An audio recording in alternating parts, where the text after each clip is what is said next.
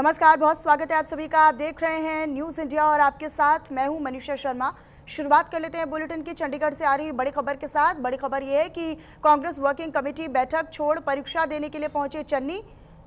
Punjab university में paper देने के लिए पहुंचे पूर्व सीएम चन्नी।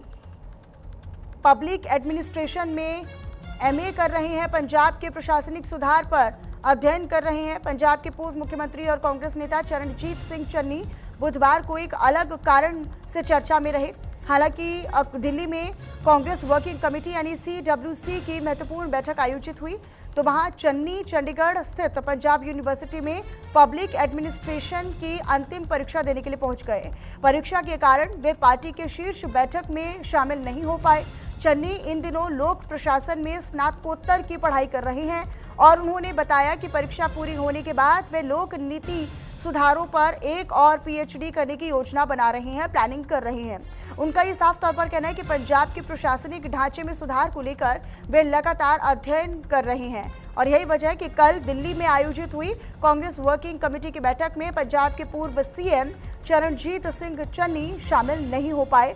हालांकि वो प्रशासनिक परीक्षा देने के लिए पहुंचे थे और यहाँ पर वो दिल्ली में हुई बैठक में शामिल इसी कारण नहीं हो पाए।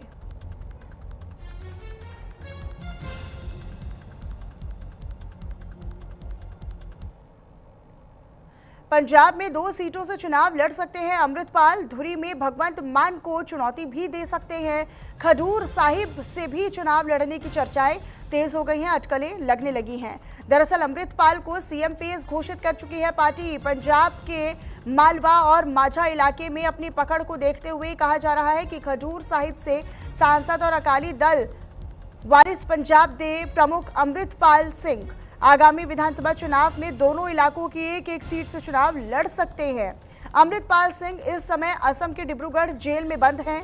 अमृतपाल माझा क्षेत्र की खडूर साहिब सीट से चुनाव लड़ सकते हैं। इस तरह की अटकलें अब लगाई जा रही हैं। ये सीट उनके खडूर साहिब लोकसभा क्षेत्र में भी आती है। इसके अलावा कहा तो ये भी जा रहा है कि पार्टी मालवा क्षेत्र में भी कई विकल्पों पर, कई ऑल्टरनेटिव्स पर विचार कर रही है। इनमें मुख्यमंत्री और आम आदमी पार्टी से नेता भगवंत मान की धुरी सीट से अमृतपाल को सीधे उनके खिलाफ चुनाव लड़ाने का विकल्प भी शामिल है।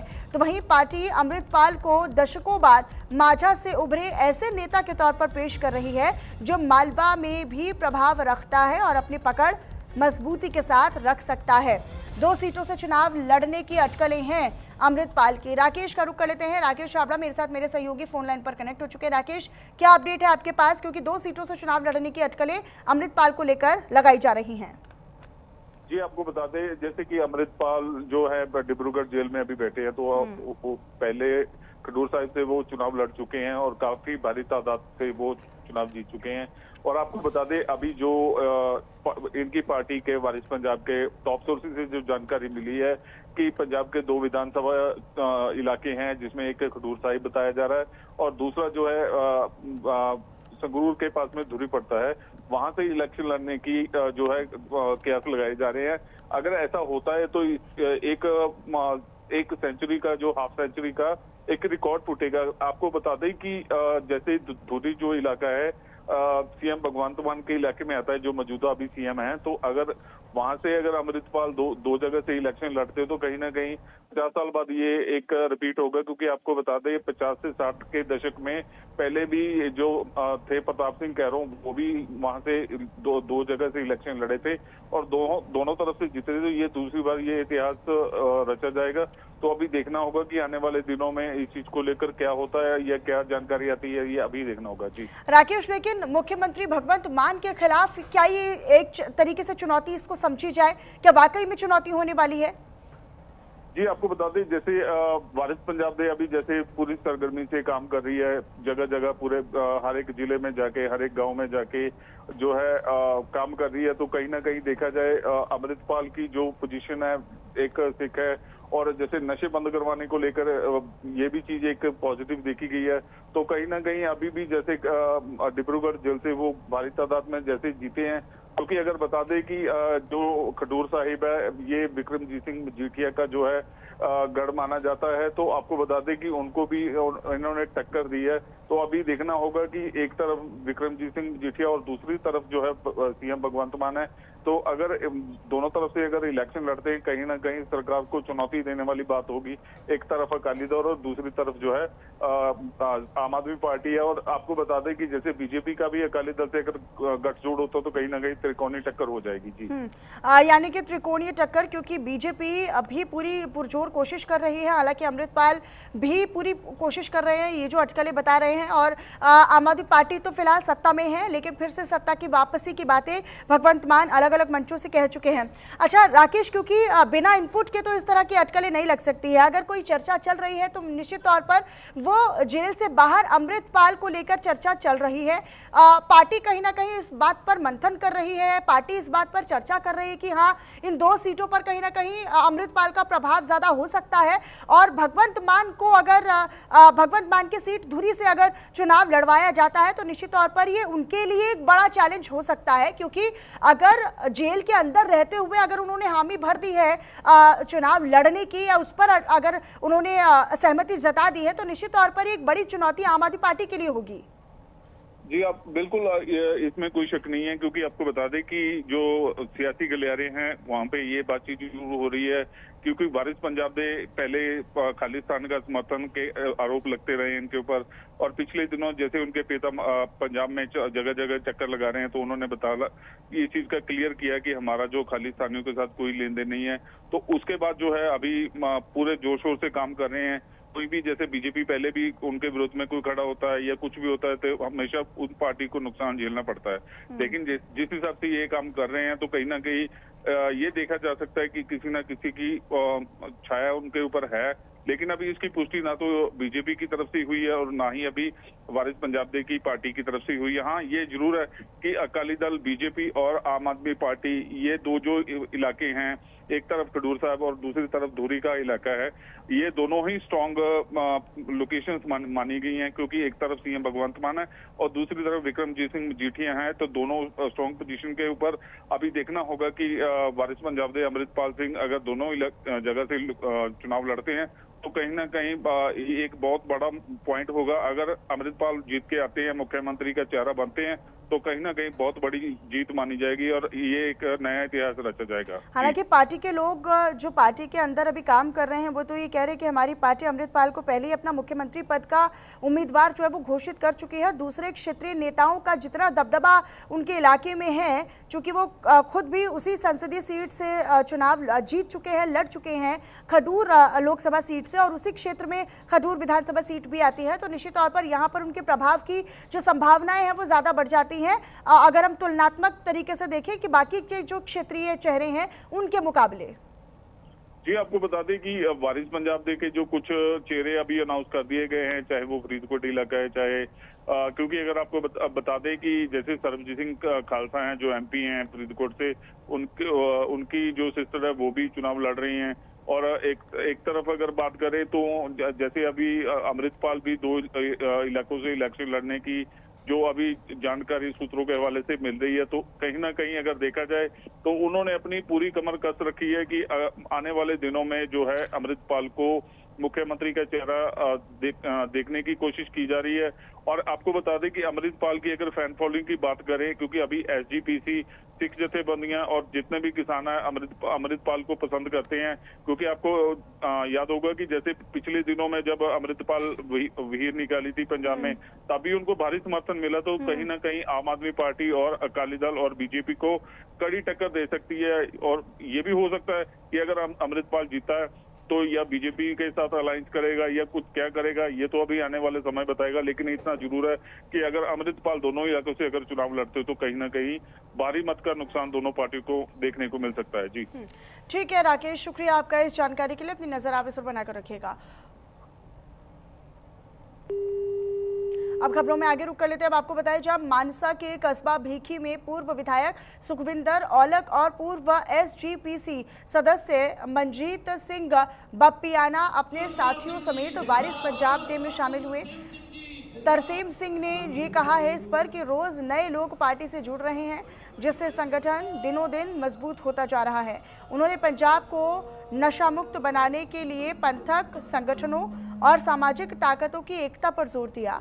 युवाओं को नशे से दूर रखकर खेलों और रचनात्मक गतिविधियों से जोड़ने की अपील उनकी ओर से की गई।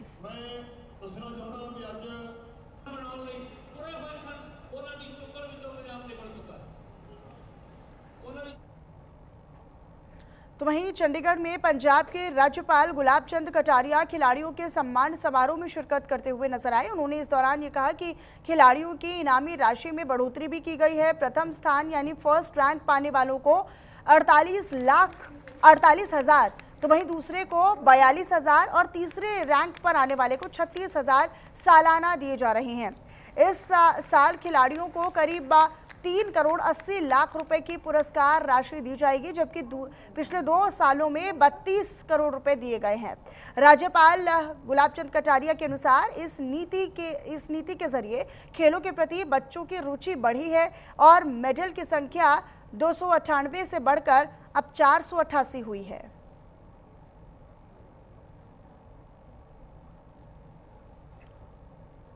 जो हमारे स्कूल में पढ़ते हैं उन सबनी जो उपलब्धि है, उस उपलब्धि के आधार पर हम उनको एक तरह से छात्रवृत्ति की भी देते हैं और अवार्ड भी देते हैं। 2023 से जब से नई खेल नीति लागू की है तब से हमने इसको प्रारंभ किया।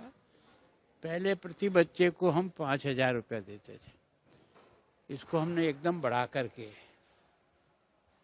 जिनको हम फर्स्ट प्राइज के रूप में देते हैं उनको 48,000 रुपया सालाना देते हैं। सेकंड जो बच्चा रहता है उसको हम 42,000 रुपये देते हैं। और जो तो वहीं अगली खबर आप तक साझा करें वो ये कि पंजाब के वित्त मंत्री हरपाल सिंह चीमा ने लोंगोवाल में संत हरचंद सिंह लोंगोवाल को उनकी 41वीं पुण्यतिथि पर श्रद्धांजलि अर्पित की। चीमा ने संत हरचंद सिंह लोंगोवाल को अपना आदर्श बताया और अपना आदर्श बताते हुए उनके बलिदान को याद किया। इस मौके पर आम आदमी पार्टी की ओर से उनकी याद में बनाए गए ब्लड बैंक का उद्घाटन भी किया गया। चीमा ने कहा कि संत लोंगोवाल की स्मृति में किया जा रहा ये प्रयास और ये कोशिश समाज सेवा की दिशा में महत्वपूर्ण कदम है। ਅੱਜ ਤੋਂ ठीक 41 साल पहला संत हरचंद सिंह लंगोवाल जी ਨੂੰ ਜਿਹੜਾ ਕਤਲ ਕਰ ਦਿੱਤਾ ਗਿਆ ਸੀਗਾ, ਸ਼ਹੀਦ ਹੋ ਗਏ ਸੀਗੇ ਔਰ ਮੈਂ ਸਮਝਦਾ ਉਹਨਾਂ ਦੀ ਕੁਰਬਾਨੀ ਜਿਹੜੀ ਆ ਪੰਜਾਬ ਦੀ ਏਕਤਾ ਤੇ ਅਖੰਡਤਾ ਲਈ ਉਹਨਾਂ ਵੱਲੋਂ ਕੁਰਬਾਨੀ ਦਿੱਤੀ ਗਈ। ਪੰਜਾਬ ਦੀ ਸ਼ਾਂਤੀ ਕਾਇਮ ਕਰਨ ਦੇ ਲਈ ਉਹਨਾਂ ਨੂੰ ਕੁਰਬਾਨੀ ਦਿੱਤੀ ਗਈ। ਅੱਜ ਉਸੇ ਸ਼ਾਂਤੀ ਦੇ ਉੱਤੇ ਉਸੇ ਸ਼ਾਂਤੀ ਨੂੰ ਕਾਇਮ ਰੱਖਣ ਦੇ ਲਈ ਉਹਨਾਂ ਦੇ ਬਲੀਦਾਨ ਨੂੰ ਅਸੀਂ ਸਿਜਦਾ ਕਰ ਰਹੇ ਹਾਂਗੇ ਕਿ ਸੰਤ ਅੱਜ ਤੋਂ 41 ਸਾਲ ਪਹਿਲਾਂ ਉਹਨਾਂ ਨੇ ਜੋ ਲਾਸਾਨੀ ਕੁਰਬਾਨੀ ਪੰਜਾਬ ਲਈ ਦਿੱਤੀ ਸੀ, ਸੋ ਮੈਂ ਸਮਝਦਾ ਸਿਜਦਾ ਕਰਨ ਦੇ ਵਿੱਚ ਪੰਜਾਬ ਸਰਕਾਰ ਵੱਲੋਂ ਇੱਥੇ ਪਹੁੰਚੇ ਆਂਗੇ। ਅੱਜ ਉਹਨਾਂ ਦੀ ਯਾਦ ਦੇ ਵਿੱਚ ਖੂਨਦਾਨ ਕੈਂਪ ਜਿਹੜਾ ਲਾਇਆ ਜਾ ਰਿਹਾ ਹੈਗਾ। ਸਾਡੇ ਮਾਨਯੋਗ ਵਿਧਾਇਕ ਆਮ ਆਦਮੀ ਪਾਰਟੀ ਦੇ ਪੰਜਾਬ ਦੇ ਪ੍ਰਧਾਨ ਅਮਰ ਅਰੋੜਾ ਜੀ, ਸਾਡੇ ਕੈਬਨਿਟ ਦੇ ਮੰਤਰੀ ਸਾਹਿਬਾਨ ਅੱਜ ਉਹ ਕਿਉਂਕਿ ਇੰਡਸਟਰੀ ਦੇ ਮਿਨਿਸਟਰ ਨੇਗੇ, ਉਹ ਬਤੌਰ ਇੰਡਸਟਰੀਅਲ ਮਿਨਿਸਟਰ एक वर्ल्ड की कॉन्फ्रेंस हो रही है बेंगलोर के उत्थे गए हुए ने और अज ऑनरेबल स्पीकर साहब। तो वहीं पूर्व प्रधानमंत्री राजीव गांधी की जयंती पर कांग्रेस सांसद अमरिंदर सिंह राजा वटिंग ने याद करते हुए कहा कि वे देश में एक बड़ी आईटी क्रांति लेकर आए थे और अगर राजीव गांधी नहीं होते तो देश आगे नहीं बढ़ सकता था। साथ ही साथ उन्होंने वंदे मातरम विवाद को लेकर बीजेपी को करारा पलटवार भी किया, जवाब भी दिया। इसको लेकर उन्होंने कहा कि हम पिछले 80 सालों से इसी संस्करण को दोहराते आ रहे हैं। बीजेपी इतिहास को तोड़ मरोड़ कर पेश करना चाहती है। हम प्रधानमंत्री नरेंद्र मोदी या केंद्रीय गृह मंत्री अमित शाह के कहने पर काम नहीं करेंगे। भाजपा को कांग्रेस को इतिहास नहीं सिखाना चाहिए। इधर जीरकपुर में अनहाइजीनिक परिस्थितियों में क्रोनिस फ्रूट बियर तैयार किए जाने का मामला सामने आया है, जिसको लेकर पुलिस और फूड सेफ्टी डिपार्टमेंट की संयुक्त टीम ने गुप्त जानकारी के आधार पर मौके पर छापेमारी की। टीम ने तैयार उत्पाद, साफ सफाई और खाद्य सुरक्षा मानकों से जुड़ी व्यवस्थाओं की जांच की। मौके से उत्पाद के सैंपल लेकर जांच के लिए लैब भी भेजे गए। फूड सेफ्टी विभाग के अनुसार मानकों का उल्लंघन मिलने पर संबंधित लोगों के खिलाफ नियम अनुसार कार्रवाई की जाएगी।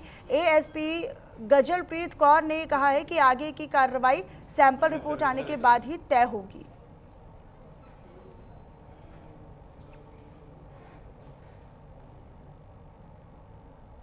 इधर फरीदकोट में एक हैरान कर देने वाला मामला सामने आया है, जहां पुलिस ने लड़की के पिता को शादी समारोह के दौरान ही गिरफ्तार कर लिया। तो वही गिरफ्तारी के दौरान परिवार और पुलिस के बीच में झड़प भी हुई, नोकझोंक भी हुई और मौके पर काफ़ी हंगामा भी दिखाई दिया। परिवार ने आरोप लगाया कि सिविल ड्रेस में आए पुलिसकर्मियों ने आरोपी के साथ मारपीट की, जबकि पुलिस ने आरोपों से इनकार किया। दरअसल खेतों से ट्रांसफार्मर और मोटर चोरी के मामले में पुलिस ने उसकी तलाशी ली और पुलिस के मुताबिक गैंग के 5 सदस्य पहले ही गिरफ्तार किए जा चुके हैं।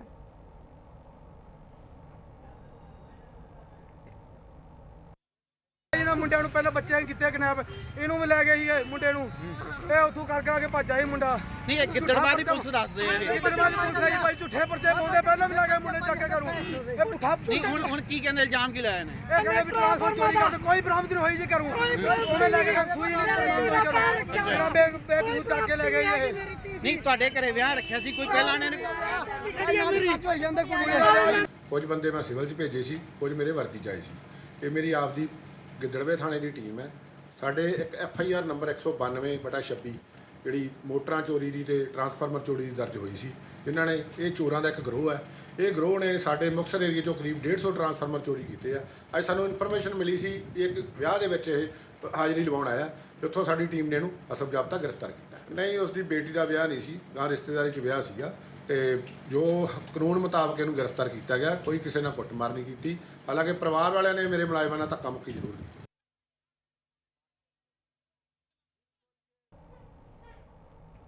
तो वहीं आगे बढ़ लेते हैं। अब आपको बताएं, जहां श्री आनंदपुर साहिब और आसपास के इलाकों में भारी बरसात के बाद कई सड़कों पर जलजमाव हो गया।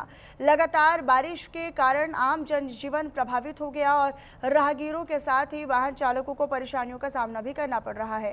इधर स्थानीय लोगों को कई जगह पानी से होकर गुजरना पड़ रहा है, लेकिन इन सबके बीच लोगों ने प्रशासन से जल्द पानी की निकासी की व्यवस्था की मांग भी की है।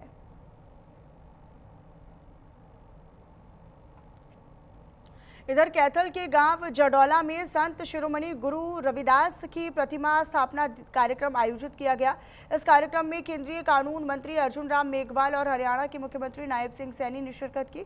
गुरु रविदास की शिक्षाओं पर आधारित कार्यक्रम को लेकर क्षेत्र में उत्साह और उमंग का माहौल है। आयोजन के चलते पूरे गांव में मेले जैसा माहौल देखा गया और इसी बीच कार्यक्रम को लेकर सुरक्षा के कड़े इंतजाम भी किए गए।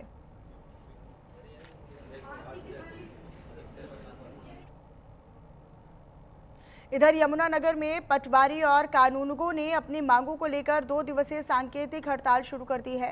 कर्मचारी जगाधरी लघु सचिवालय के सामने अनाज मंडी में धरने पर बैठे हैं। नए पोर्टल में तकनीकी खामियों और कामकाज में आ रही दिक्कतों को लेकर, परेशानियों को लेकर कर्मचारियों में नाराजगी और गुस्सा है। यूनियन का साफ तौर पर यह कहना है कि डिजिटल क्रॉप सर्वे का काम तो करवाया जा रहा है, लेकिन ज़रूरी संसाधन उपलब्ध भी नहीं करवाए जा रहे। तकनीकी खामियों का असर, दिक्कतों का असर आम जनता को मिलने वाली सुविधाओं पर भी पड़ रहा है, सेवाओं पर भी पड़ रहा है। यूनियन चीफ रामफल ने चेतावनी दी कि 2 दिन में समाधान नहीं हुआ तो स्टेट बॉडी आगे की रणनीति भी तय करेगी।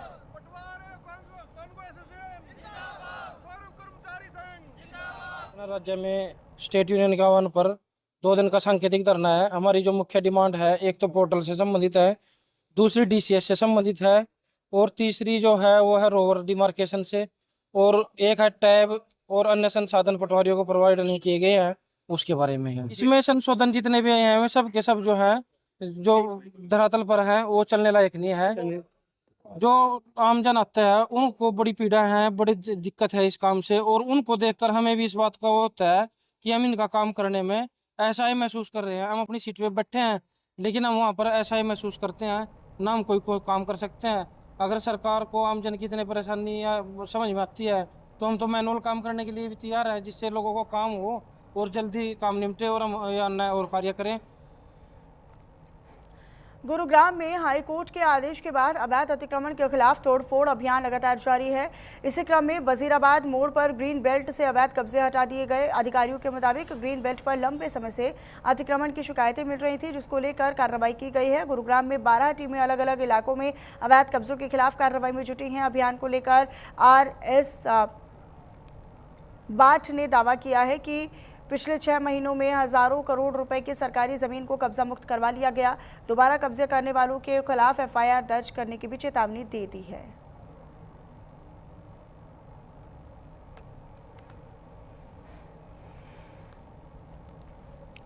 तो वहीं गुरुग्राम के डीएलएफ इलाके में डीटीपी की तोड़फोड़ कार्रवाई के खिलाफ यू ब्लॉक में महापंचायत आयोजित की गई, जहां महापंचायत में दूर दराज से हजारों लोग पहुंचे और मकान टूटने के विरोध में आवाज उठाई।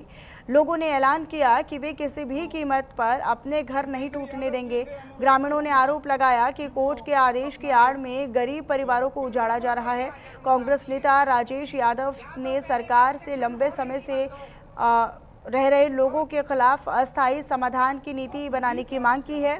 तो वहीं लोगों ने भी कहा है कि 26 अगस्त को डीसी कार्यालय पर फिर से महापंचायत आयोजित की जाएगी।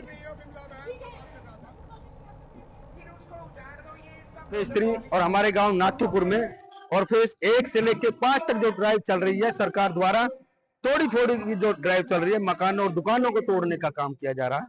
आज हमारे गांव नाथुपुर में एक महापंचायत की गई है। अगर ये सरकार, हम सरकार से मांग करते हैं, या तो हमारी मांगों को सरकार मान जाए, वरना आने वाला कल सरकार के लिए बड़ा दुखदाई होगा। मैं सरकार को चेताना चाहता हूं कि हमें विवश नहीं कीजिए, हमें मजबूर मत कीजिए कि आने वाले समय में गुरुग्राम के अंदर से एक ऐसा बड़ा आंदोलन उठे जिसपे सरकार विवश हो जाए और झुक जाए। हम चाहते हैं कि सरकार इस हमारी तोड़फोड़ का समाधान करें। हम कोर्ट का सम्मान करते हैं, पर हम सरकार से निवेदन करते हैं। जींद से खबर है, जहां जींद पुलिस की अपराध जांच शाखा ने पंजाब हरियाणा सीमा के पास बड़ी कार्रवाई करते हुए 5 किलो 700 ग्राम हेरोइन बरामद की है। बरामद की गई हेरोइन की अंतर्राष्ट्रीय बाजार में अनुमानित कीमत भी 10 से 11 करोड़ रुपए आंकी गई है। पुलिस ने मामले में 2 आरोपियों को गिरफ्तार कर लिया है। एसपी कुलदीप सिंह के मुताबिक नशे की खेप के स्रोत और अंतर्राज्यीय नेटवर्क की जाँच की जा रही है। तो पुलिस आरोपियों को रिमांड पर लेकर ड्रग कार्टेल से जुड़े अन्य लोगों तक पहुंचाने की भी कोशिश करेगी। जींद पुलिस ने साफ किया कि नशा तस्करों के खिलाफ अभियान यूं ही जारी रहेगा। तो वहीं पूर्व प्रधानमंत्री राजीव गांधी की जयंती पर हिमाचल प्रदेश सीएम सुखविंदर सिंह सुक्खू ने श्रद्धांजलि अर्पित की। इस मौके पर उन्होंने राजीव गांधी के देश के प्रति योगदान, डिजिटल क्रांति और उनके विजन को याद किया। साथ ही हिमाचल प्रदेश सचिवालय के अधिकारियों, कर्मचारियों को राष्ट्र की एकता, अखंडता, सद्भाव को सुदृढ़ और मजबूत करने और आपसी भाईचारे की भावना को बनाए रखने की शपथ दिलाई। कर्मचारियों ने आपसी भाईचारे की भावना बनाए रखने की संकल्प भी लिया।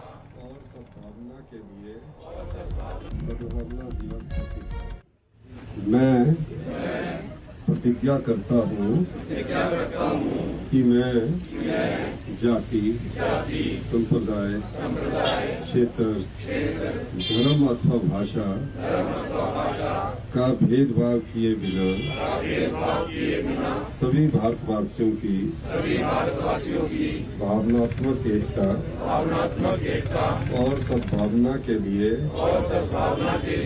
कार्य करूँगा। मैं पुनः प्रतिज्ञा करता हूँ कि मैं हिंसा का सहारा लिए बिना सभी प्रकार के मतभेद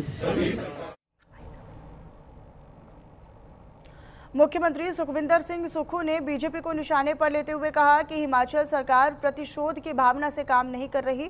सत्ता का दुरुपयोग और भ्रष्टाचार करने वालों को उन पर कार्रवाई होनी चाहिए और ये जरूरी भी है। पेपर लीक मामले पर सुखविंदर सिंह सुक्खू ने सवाल उठाया कि बीजेपी सरकार के समय कार्रवाई क्यों नहीं हुई। उन्होंने कहा कि सत्ता में आते ही सरकार ने अधीनस्थ चयन बोर्ड को भंग किया और दोषियों के खिलाफ कार्रवाई की।